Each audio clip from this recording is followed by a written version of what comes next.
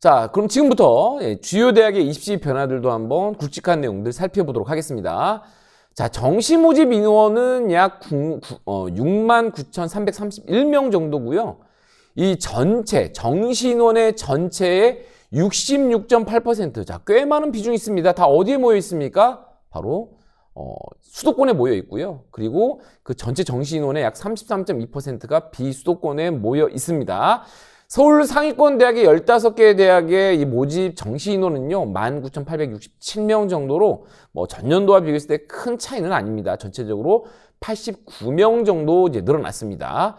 자, 그 중에 서울시립대는 정시 모집 인원이 56명 정도 늘어났고요. 한국외대가 마이너스 95명으로 전년 대비 한 100명 가까이 줄었다라는 게 특징입니다. 자, 올해 정시 생기부가 반영하는 대학이 좀 더 늘었습니다. 아무래도 이제 28학년도에 정시에서 내신이 반영된다라는 그런 소문들이 많이 있는데, 대학교 입장에서도 지금 보면 확실히 그걸 미리미리 좀 준비하는 과도기적인 과정으로 파악되고 있습니다. 자, 올해 지금 여기 녹색으로 표시해 놓은 것처럼 연세대가 전 모집 단위에서 내신을 반영을 하게 됩니다. 그래서 어떻게 바뀌었냐면 작년까지는 수능 100%였는데요. 우선 뭐 의예나 국제를 제외한 나머지는 일괄합산입니다. 그래서 수능이 95입니다. 즉 환산 점수 1000점 중에 수능이 950점이고요. 교과 및 출결이 50점 정도라고 보면 되겠습니다. 자, 의예와 국제 전형 쪽은 단계형에서 1단계에서 한번 걸러내고 이제 면접이 반영되게 되는데, 그때 2단계 기준으로는 수능이 90%, 그다음에 교과 출결이 5%, 면접이 5%가 되겠습니다. 자, 그래도 연세대 역시 이것에 대해서 뭐 관심이 좀 있을 수 있는데요. 1000점 중에 50점이어서 크기도 하지만 정량평가인데, 쉽게 말씀드리면 내신이 1, 2등급이면 만점이에요. 그 다음에 절대평가 A면 역시 만점이고요. 그 다음에 3, 4등급 정도면 한 1점 정도이기 때문에 좀 더 정확한 건 여러분이 점수를 넣어봐야 되겠지만, 정량평가가 반영이 되고 실질 반영은 그렇게 크지 않다. 자, 그래서 드리고 싶은 말씀은 너무 겁먹지 않으셔도 됩니다. 자, 서울대와 고려대와 부산대 이제 그대로 진행이 되면서 성균관대와 한양대 이제 새롭게 이제 합류를 했습니다. 성균관대는 전 모집 단위가 아니고요. 사범대학만 생기부가 20%가 반영이 되고 나머지 학과들은 모두 수능 100%로 이제 뽑게 됩니다. 자, 한양대는 학생부 종합평가가 10%가 반영이 됩니다. 자, 다음 꼭지로 이제 자연계열 수탐의 과목 지정 폐지 흐름이 있죠. 네, 계속해서 연장되고 있고요. 네, 좀 더 많은 학교들이 수학과 과학의 과목 지정을 이제 폐지하고 있는 움직임입니다. 자, 먼저 고려대학교가 작년까지는 과학의 지정이 있었는데 완전 폐지했고요. 과탐에 대한 3% 가산점 부여합니다. 당연히 자연계학과에 지원한 학생들의 3% 가산점이 있고요. 홍익대는 미적기와 과탐 모두 지정 폐지했고요. 그러면서 미적기하의 3%, 과탐에 대해서 3% 가산점 부여를 합니다. 자, 숙명여대는 과탐 한 개를 반드시 포함해야 된다라는 지정이 있었는데 그걸 폐지했고요. 그러면서 3% 가산점 부여했습니다. 자, 서울대 여전히 미적기와 과탐에 대해서 지정을 하고 있고요.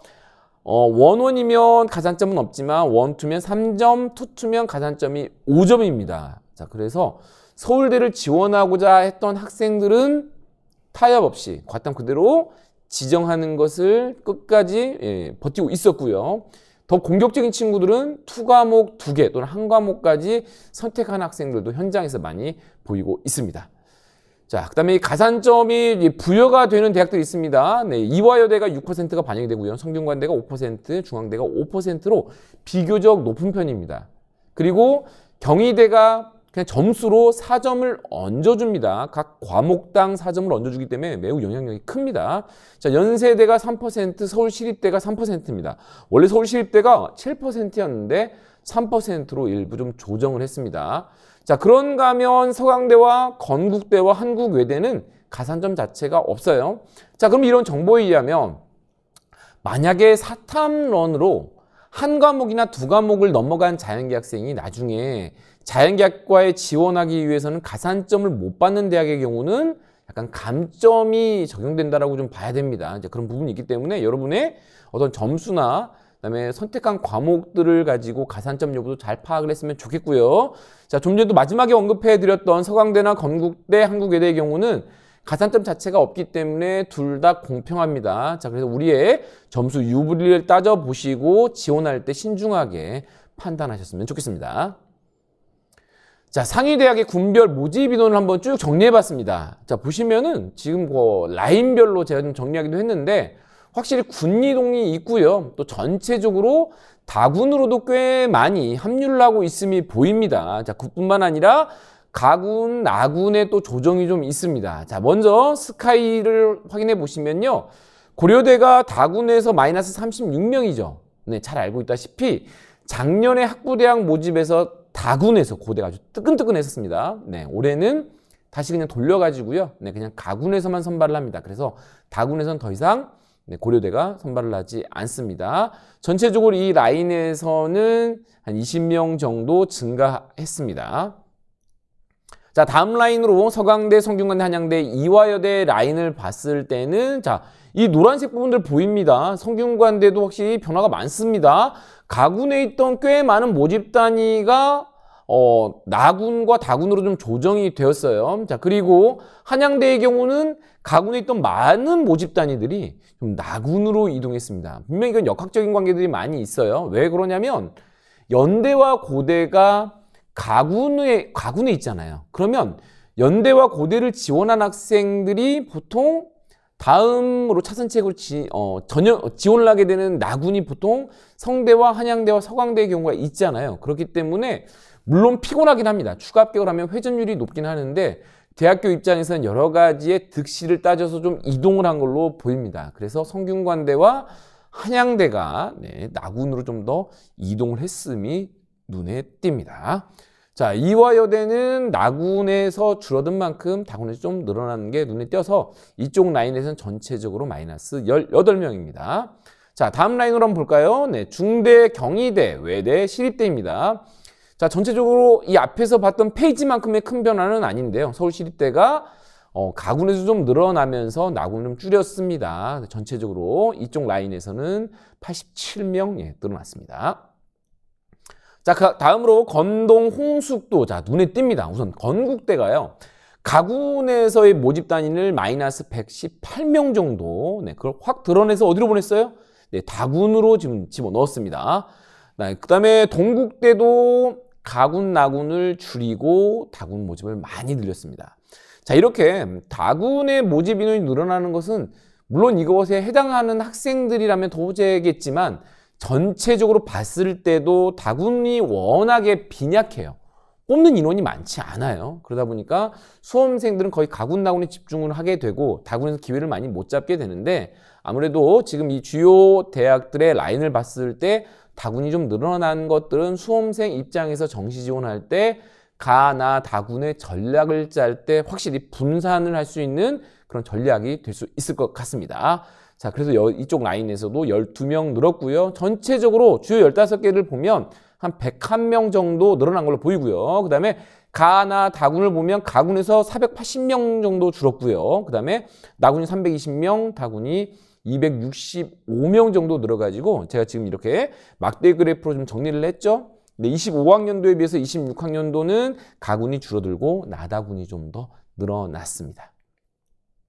자, 의학학 계열도 군별로 확인을 해보면 당연히 25학년도와 비교하면 의대는 줄어들 수밖에 없어요. 왜냐하면 한시적으로 25학년도에서 1,500명을 증원을 했다가 수시에서도 정시에서도 줄이다 보니까 이렇게 지금 많이 줄어든 상태입니다. 정시 기준으로 의예는 484명이 줄었고요. 자, 그러면 의예만 줄었느냐? 그런 게 아니라 일부 인원이 좀 조정이 되다 보니까 나머지 메디컬인 치, 한수, 약도 인원이 좀 줄어든 부분들이 보입니다. 그래서 전체적으로 메디컬 전체적으로는 577명 정도 줄어들었습니다. 자, 다음 다섯 번째로는 무전공 선발의 신설 및 확대가 보입니다. 우선 자, 위에 보여드린 이 노란색 계열의 이 대학이 신설되는 무전공입니다. 이미 수시에서도 모집을 했습니다. 자, 연세대가 진리자유학부 인문이 정시 기준으로 73명, 자연 기준으로 76명이 이제 모집을 신설을 했습니다. 경희대가 경영회계 계열이 112명 신설을 했습니다. 2학년 올라갈 때 저 두 과로 쪼개집니다.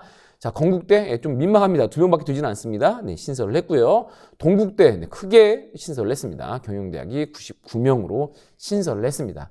자, 일부 이동이 있는 것으로 이제 정리를 해봤습니다. 고려대가 앞에서 언급한 대로 다군에 있는 학부대학이 이제 가군으로 가면서 더 이상 다군을 모집을 하지 않습니다. 그리고 원래는 일반과 교과 우수 선발이 좀 나누어 있는데 가군으로 이동하면서 교과 우수 선발을 더 이상 하지 않고 일반만 모집을 한다입니다.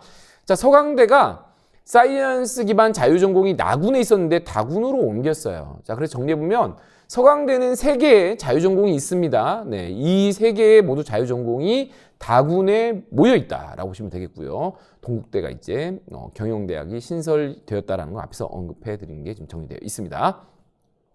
자, 계속해서 입시 변수를 체크해 보도록 하겠습니다.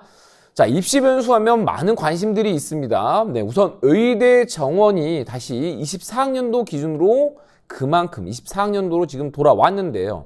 우리가 좀 조심해야 될 게 있습니다. 이 경험은 당연히 수시에서도 동일하게 겪었던 경험인데 총원이 25학년도 대비 줄어들고 24학년도로 가긴 했지만 전체적으로 지역인재 전형이 더 많은 비율을 버텼습니다. 그러다 보니까 일반 전형에서는 그 모집 인원이 좀 줄었어요.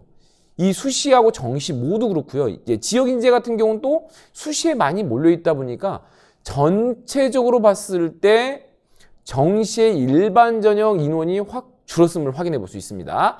자, 제가 일부러 2년 연속 자료를 다 보여드립니다.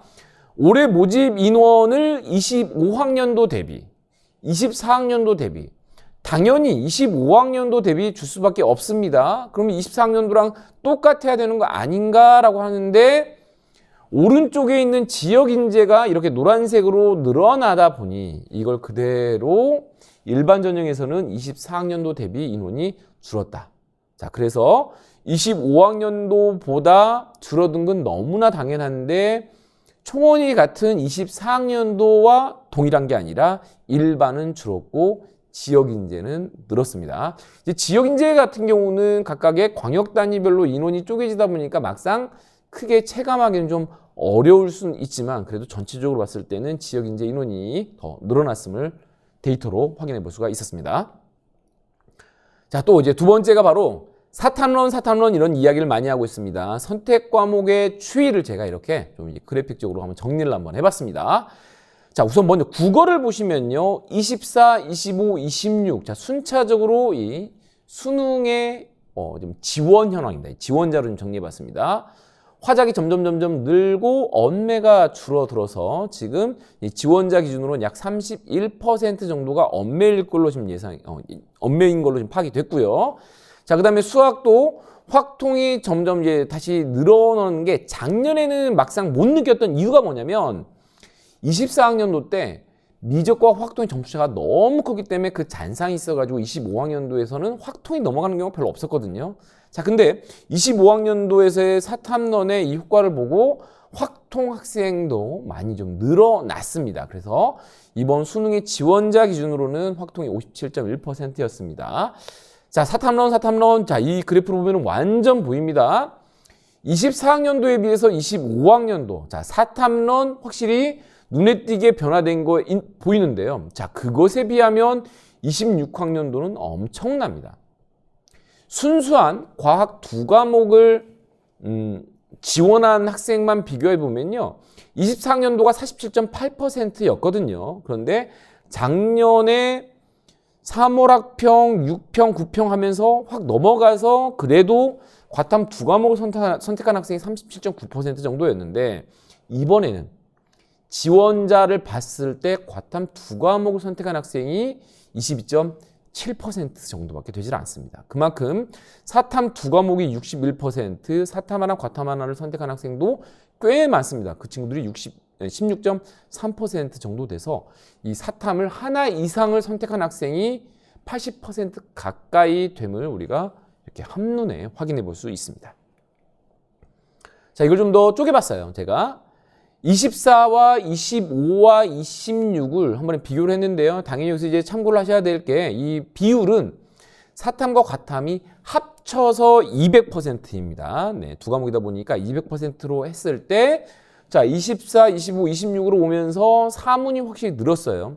생윤도 늘었습니다. 자, 그만큼 자연계 쪽에서 지학과 생명, 그리고 특히 이제 화학도 많이 줄어들었음을 확인해 볼 수 있습니다. 그래서 200% 기준으로 지원자 기준으로 살펴봤을 때 26학년도 수능에서는 사문이 49.45%, 생윤이 42.2% 정도 됨을 확인해 볼 수 있습니다.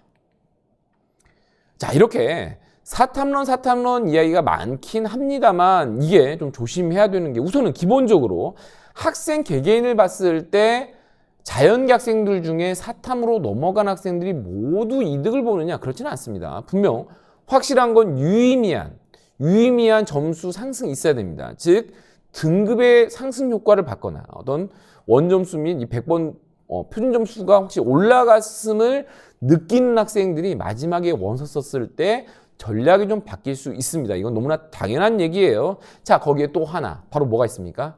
이 가산점 부여 여부가 이제 매우 또 중요한 변수가 될 수 있습니다.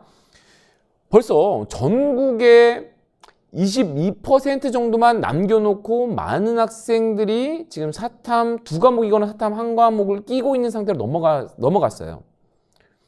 25학년도는 사탐론도 이슈는 되었지만 그래도 여전히 과탐을 선택하라고 있는 자연계 학생들이 꽤 많았기 때문에 그 친구들이 사탐을 하나 이상 선택한 학생들이 자연계열로 다시 지원하기에는 분명 쉽지는 않았어요. 왜?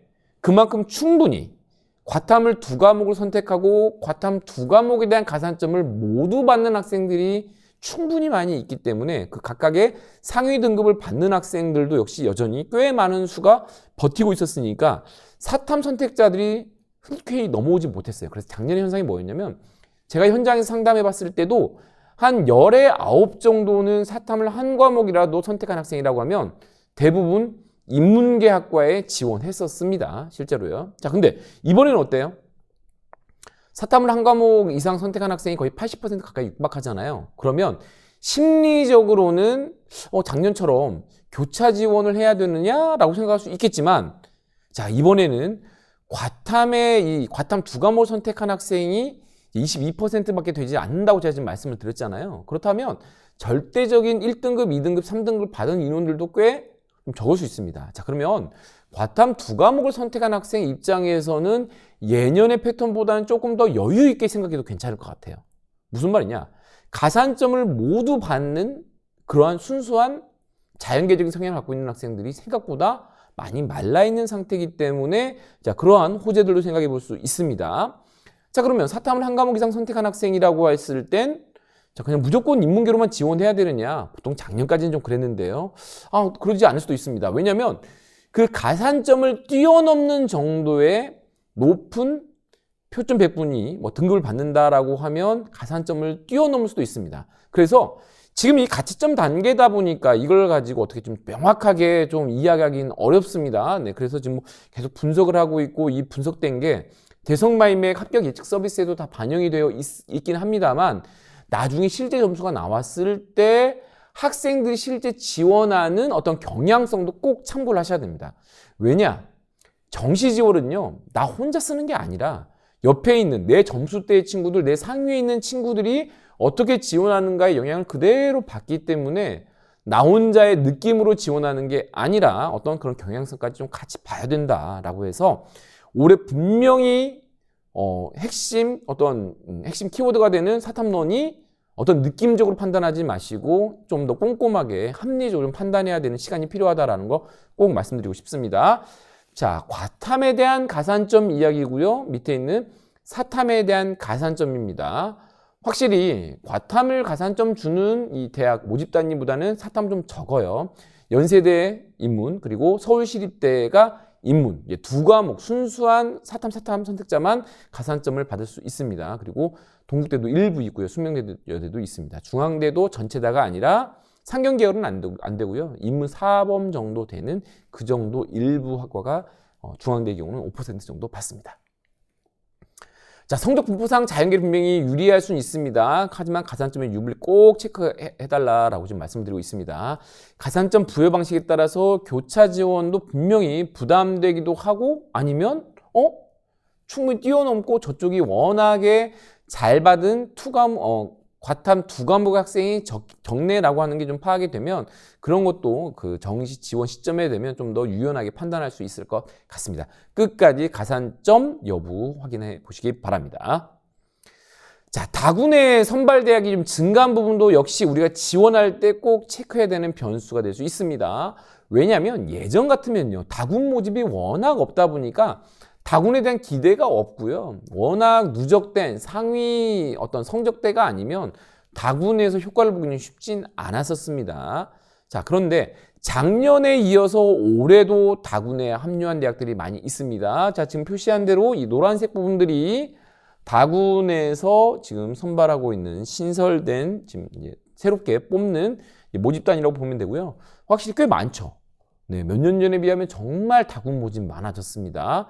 이제는 다군에서 메디컬을 제외하고 가장 높았던 대학이 고대였는데 고대가 빠진 만큼 그 빈자리를 성대, 서강대, 한양대 이 세 개 대학이 눈치 작전을 하면서 좋은 학생들 많이 뽑고자 노력을 할 걸로 보입니다. 자, 아무튼 우리 수험생들 입장에서는 다군에 지원할 수 있는 대학들이 많이 있기 때문에 그렇다면 지원 전략을 나에만 집중을 하는 게 아니라 다군에서도 충분히 승산을 가지고 잘 분산해서 지원해 보시길 바랍니다.